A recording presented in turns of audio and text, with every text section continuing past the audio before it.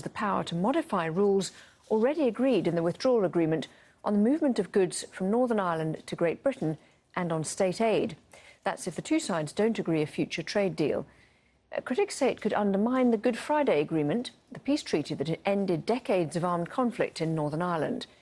The EU has given the UK until the end of this month to change course or face legal action. All the while, Britain faces a deadline of the end of the year to avoid leaving with no deal at all.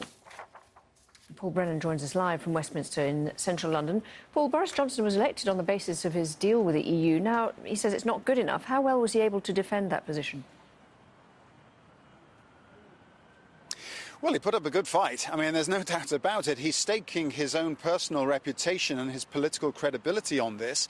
Initially, it was the Business Secretary, Alok Sharma, who was due to open this debate, propose this new draft bill. And then he was pushed to one side, and the Prime Minister said that he was going to take up the baton instead in person. And it was him that came to the Commons and faced down his critics. Critics, I have to say, both from the opposition parties and from within his own party.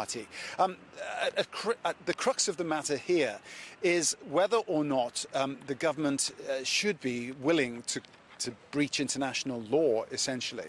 And there is criticism from within his own party. 5 former Prime Ministers, both Labour and Conservative, have now come out and expressed their grave misgivings about this. There are many Conservative MPs from Boris Johnson's own party that will not vote with him tonight when this bill goes for its second reading vote at around 21 GMT. That said, though, I think we can hear a clip from Boris Johnson now. He is not backing down, and he's being very strident about it.